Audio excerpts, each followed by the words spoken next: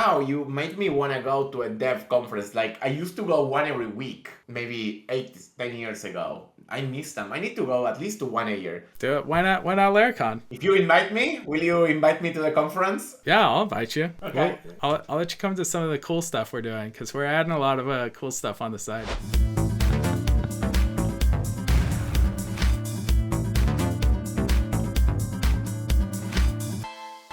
Hello everyone, we're coming back. We missed a week, but since we missed a week, we're going to use the topic from that week that we missed in the podcast. We missed a week because our dear Hank was actually at React Miami. And today we have two topics, but the first one is all around React Miami. We want to talk a bit about the event, how it went, what special things they did, how it feels to meet haters face to face, and different things. On this one, it's gonna be mostly, I think, well, I was gonna say it's gonna be mostly Hank talking, but I don't think that's gonna be true. I like talking. But I probably have opinion and thoughts on whatever Hank has to say. So yeah, give us like a rundown on how React Miami went and like what were your thoughts? Yeah, React Miami's good. People always ask why I go because I'm not technical and Laravel didn't sponsor this year. Last year I went, the last 2 years I went as an independent person when I was advising, and then I went the first year because Vercel sponsored it. But I've been to all of these. I like putting myself into a fish out of water situation. I'm not technical, but I should mingle with my audience that I'm learning to market to. And I've made real friends from this. So, you know, there's reason to go back and so on. But what was interesting was this is the first year in a few years that Vercel has had a presence. The first year since I left, actually. And so, of course, one of the first things that happened was there's kind of a little side house party at Dax's house where Rauch G showed up. And, you know, you alluded to it already, like meeting haters face to face. It's no secret they often beef online. But, you know, what should you do if you're going to go to a conference where someone that you have beef with or have public disagreements with, you know, maybe is the nicest way to phrase it. And they both did very well. They're very cordial. They're very polite. They're not playing dumb with each other. They're playing into it. Some people wanted selfies with both of them, and they're totally happy to do it. You know, so people are memeing. And yeah, like the whole time they were just cordial. I don't know if you've ever had experience with that of people on your team or that you've worked with, you know, having haters that you got to meet with, or even competitors might be a common one. I don't know. Yeah, I feel a lot of competitors. I have seen some haters as well. Like, to me, what's interesting is people take themselves and others too seriously. Like, most people that have a beef with somebody online, like, hey, Next.js sucks. No, Next.js is the best in the world. It's not real. Like, a lot of it, like, of course that's something they think, but I would argue that most of it is engagement bait. It's great for both to have a hater. Like, I think having a hater actually helps you online because people will follow the conversation. There will be two people like us talking in a podcast about it and stuff like that. So beefs overall, I think, help with publicity. And I think people take those things so seriously. Where in reality, like, look, yeah, I don't like Next,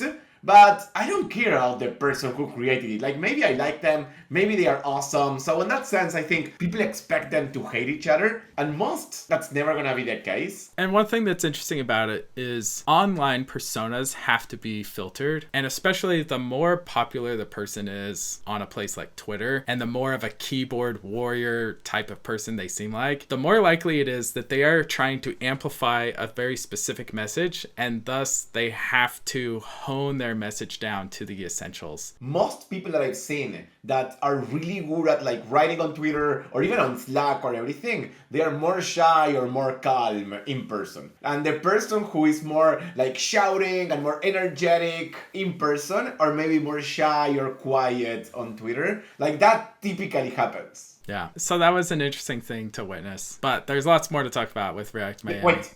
Before we change to the next one, I think like two important things on meeting your hater in person is, one, I think it's you never play dumb. You're never like serious or an asshole about it. And to me, the best way to do it is just make jokes about it. Like do the self-deprecating jokes about how self-aware you are that you two hate online. That's to me the best way for the two of you to connect and also for others to laugh about it. Yes, indeed. Rauchi kind of put on a masterclass of that. Maybe we'll jump to this. The way the conference closed was the Terminal Gang, which Dax is part of, and it's Primogen and Tej and some of these other people. There's this guy, Adam, he couldn't make it. David from the Laravel team does their design. They put on a parody show of Family Feud. So it was a full-on game show. I sent you some clips of this. It was so awesome. It was incredible. And yeah, one of the answers for to give our listeners an idea of what this is, imagine Family Feud, but just with a bunch of nerds. So you get two people up there, there's two teams, and we had a mostly Vercel team and surprisingly a mostly Laravel team.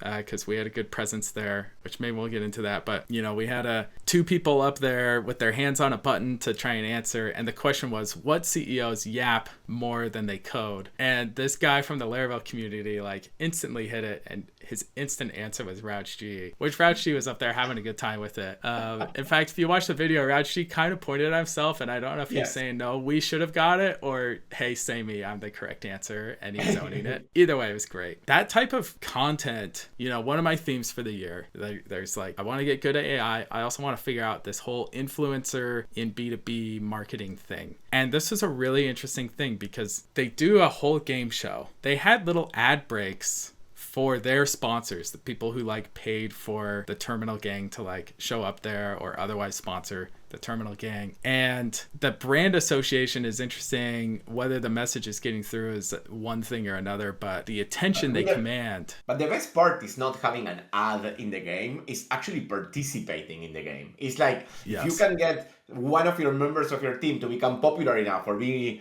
interesting enough to participate in the game, that's the real ad. It's not the ad itself that you're doing. But I think people then talk about it a lot. People who went to the conference likely went home and then talked to other developers in home and oh, you don't know, they did this game show, it was incredible, there's these people who were on and this happened, and then somebody might be, oh, who is that people that attended or something like that. And that's, I think, how they get to know others. So I think what I really like about this game show and other more creative types of content is that it's very shareable. You don't want to share yet another blog post. You do want to share a game show. Yeah, I mean, the thing's already got 25K views on YouTube. It had a bunch of live viewers. There will be clips, there will be jokes. Everyone.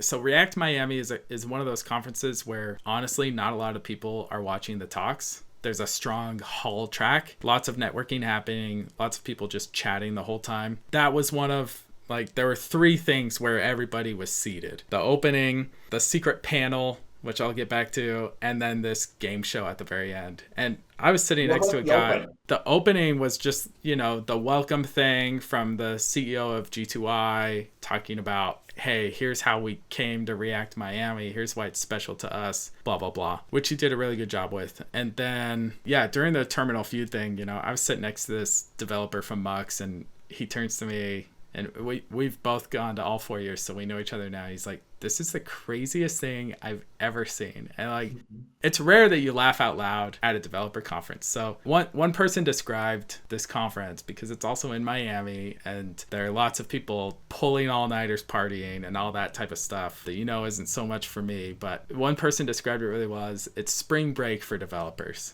It's a fun time. People are recording podcast, there's one corner where there's always a podcast being recorded. They cycle through several guests and so on. React Miami is a great conference to go, taking into account how conferences go. I don't think conferences are for people watching talks anymore. We talked about it in the past. That's not what matters. What matters is more about networking, meeting with others and stuff like that. We talked about how NextConf was really good on getting people together to connect. And I think just because everybody wants to go to Miami for fun, I don't think most people want to go living, but for fun, everybody wants to go. It's a fantastic event to network because all of the influencers, all of the people who are running DevRel or something like that are going to be there. Mostly because, on one side, because I know everybody's going to be there, but on the other side, it's because it's Miami and it's going to be fun. Yeah. Well, yeah, it's interesting. I contrast this with Laracon, honestly, where the hall track isn't as strong.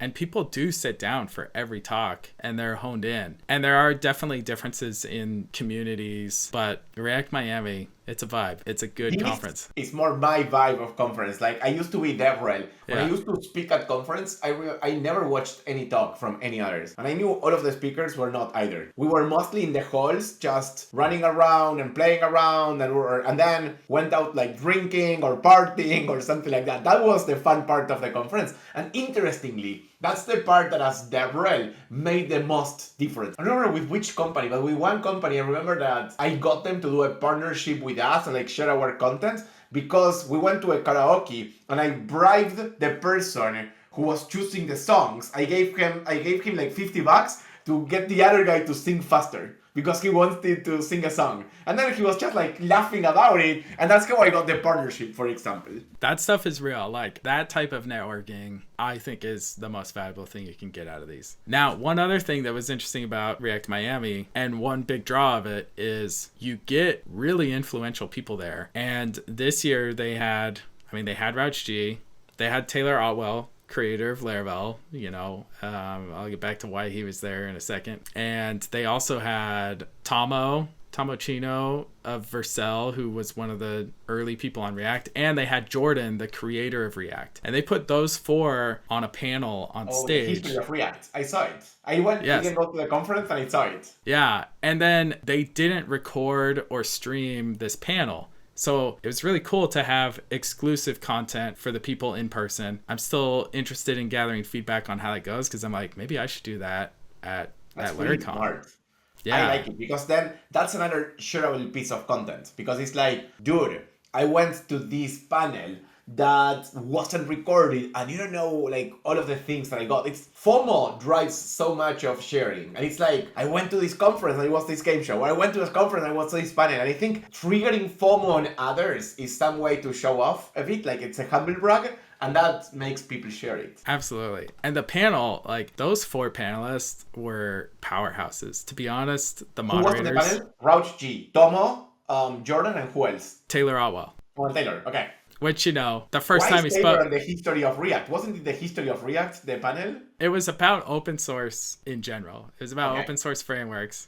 They bent it a little to have Taylor on there. Otherwise, it would have just been the history of React. And it was primarily about that. But Taylor did speak up. The first time he spoke is like, so why am I up here? Let me tell you. And, he had his whole answer. We have our answer as Laravel. I'm obviously a representative of Laravel. But, Laravel works really well with React front ends. We also recently acquired a technology that makes that easier. And all of these guys have been in this game for a decade of maintaining open source frameworks. So some of the questions were about like, hey, how do you make open source sustainable? Does it have to have a company sponsor?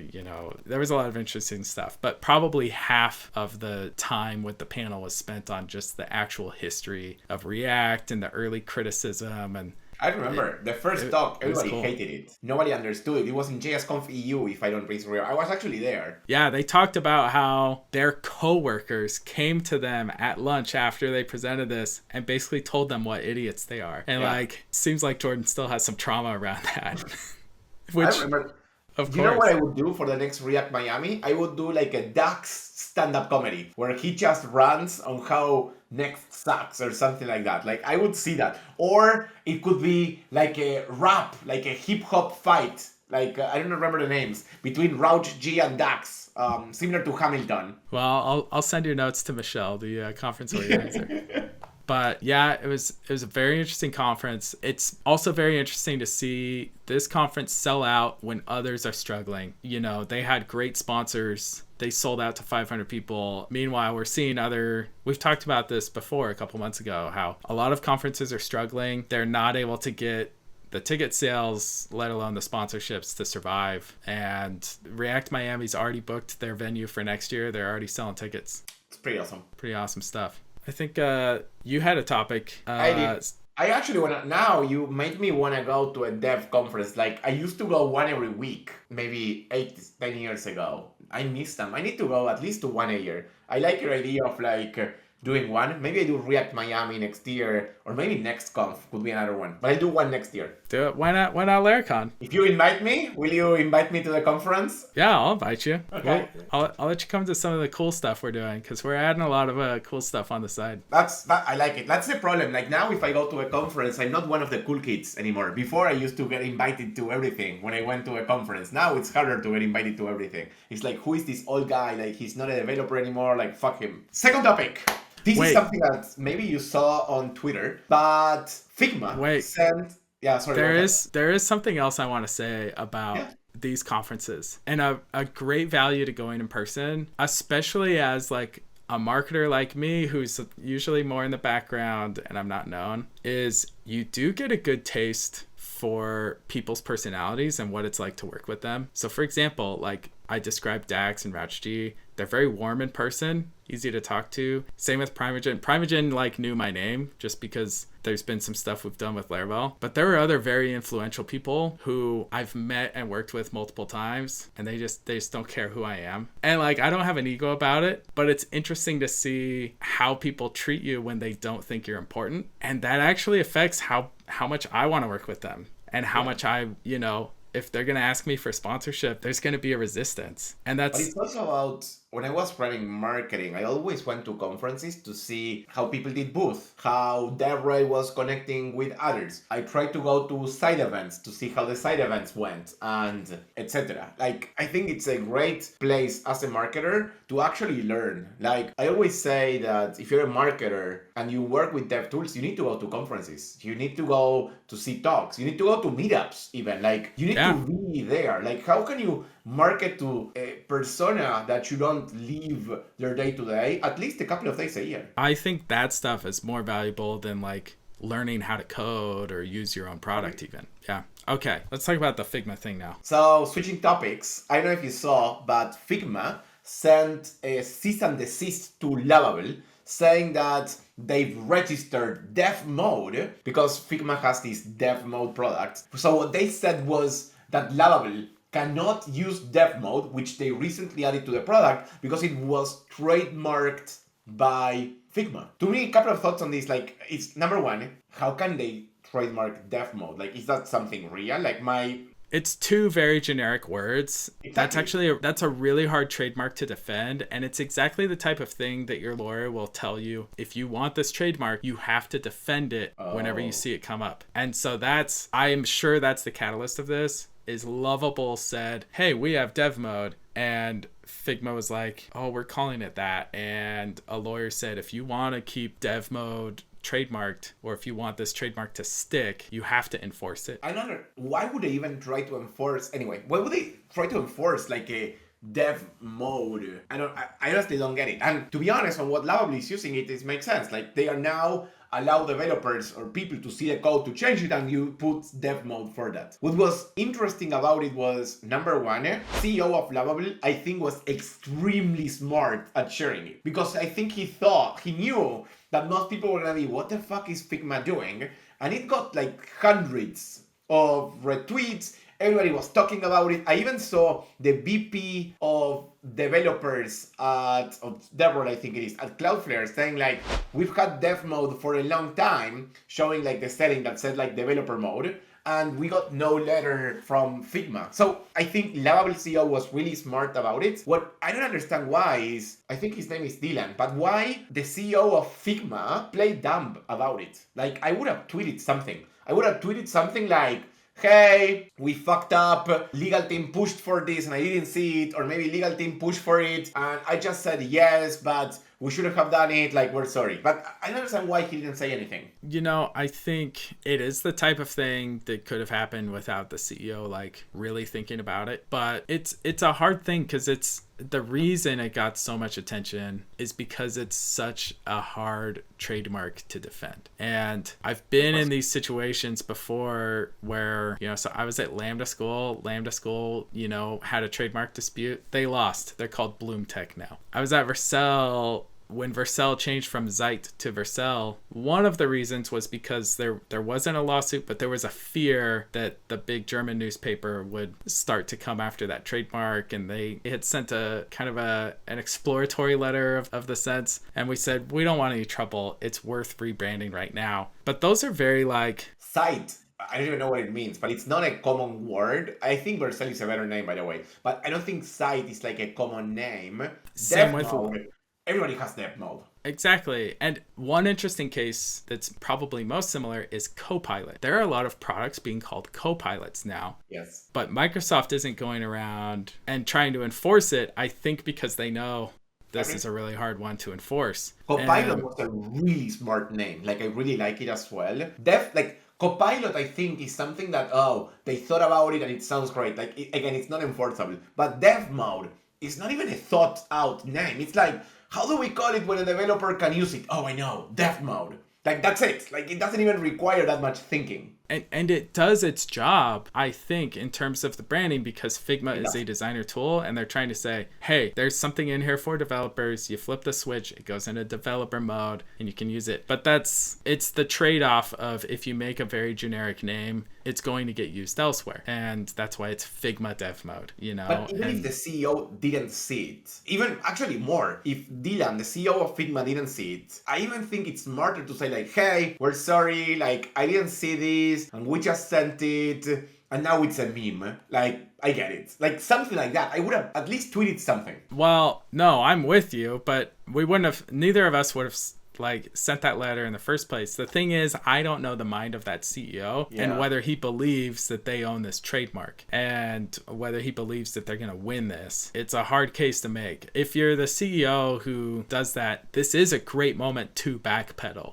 Like, yes. If you decide, like, that's the thing that's unclear is, are they going to go hard and pursue this or not? If they're going to go hard and pursue this, I think that's just a huge mistake. It ruins the friendly brand that I think Figma has. And it does. I think config is coming soon. So I hope somebody asks in config about it. So here's the thing. There are rumors of Figma, like rumors I've seen on Twitter and heard elsewhere. Bolt competitor. They're doing a Bolt lovable competitor, right? Yeah. So part of this could, hey, how do we ruffle them up and start a war on multiple fronts, which I think is dumb. Like, wait, like, why would he do that and start a war? But at the same time, I saw Eric tweet today that they have a booth, like Bolt.new has a booth in config. So if you go all in on like fuck lovable, you don't allow a booth from Bolt to stay there. So on one side it's like, that's awesome, I would do it. On the other one it's not. So it's just weird. It could be, all of this feels like massive miscoordination internally by Figma. Silos. It's silos, it's people operating without communicating.